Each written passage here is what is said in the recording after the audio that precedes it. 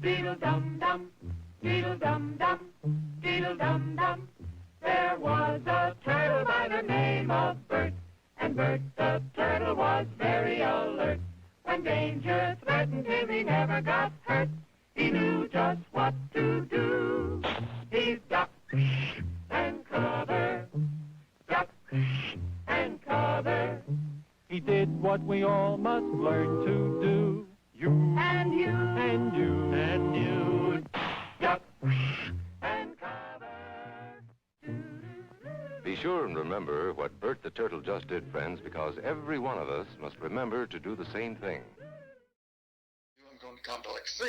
Well, all of a sudden, when you added complex 10, 11, and 12, complex 10 is site 3 that I used to own, okay? Site 4 is complex 11. It was the second one added on, and site 5 was complex 12.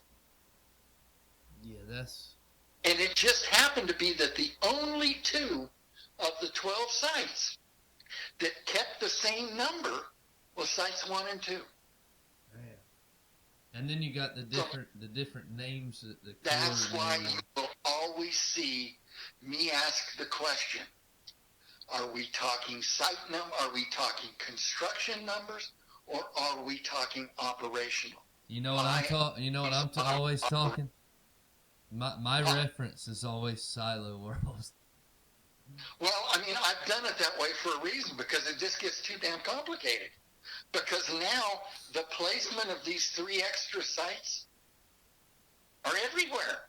Yeah. So the entire numbering system changes.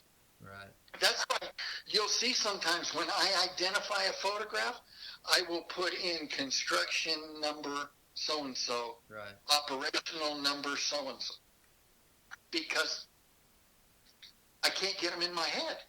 That's the only way I can remember them. So.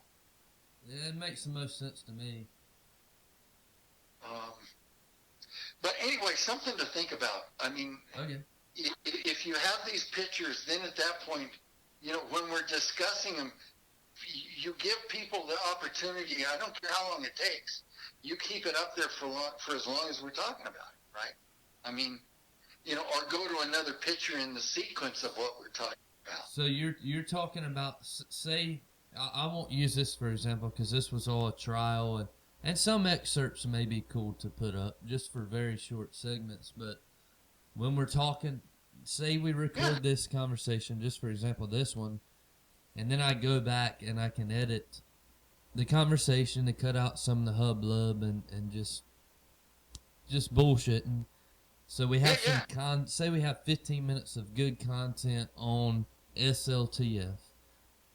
You're talking edit pictures on post-production of the audio, put the pictures on the STF after. Oh, yeah, do it that way. I got you. We're looking at the pictures ahead of time, but then at that point, we're just, you know, you're going to come back and say, okay, let's look at this now. And at least the person that's listening to us has got a visual. Definitely. Because, I mean, how do we describe for them, Bryce, the acoustic baffling of the SLTF silo? Yeah, they're like pillows.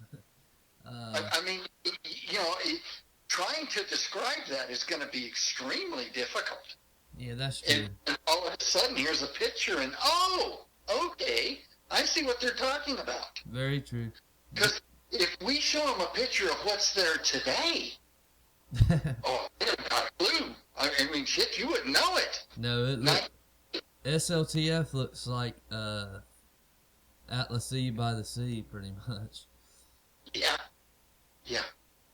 exactly. That's a great idea. I was just trying to I was trying to wonder if you were talking about me and you as we're having a podcast, if we were watching the same exact video for me and you to have reference.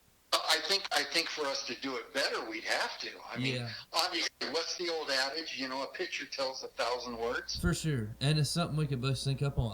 What I just have to sort of figure out is the technology of exactly both of us to watch. If you did this post production, and we're looking at the pictures ourselves as we're talking, Uh-huh.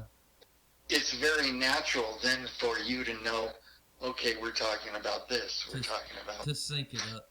I would think, I mean, what comes quick to me, from what I understand, is to sort of maybe make a slideshow that I normally sort of make on Silopedia. Make it there you go. Yeah. Make it private, and when we have our phone call, say, let's hit play right now, and it'll sort of sync up as we're both watching. Oh, I think it's brilliant. I mean but again, I don't know how we really explain to them. Just think about trying to explain the crib steel is ejected from the silo, it's turned 180 degrees, and it's landed on our side. Yeah.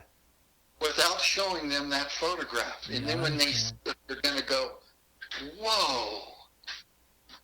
I understand. And that would it would work out post-production if I edit it that way.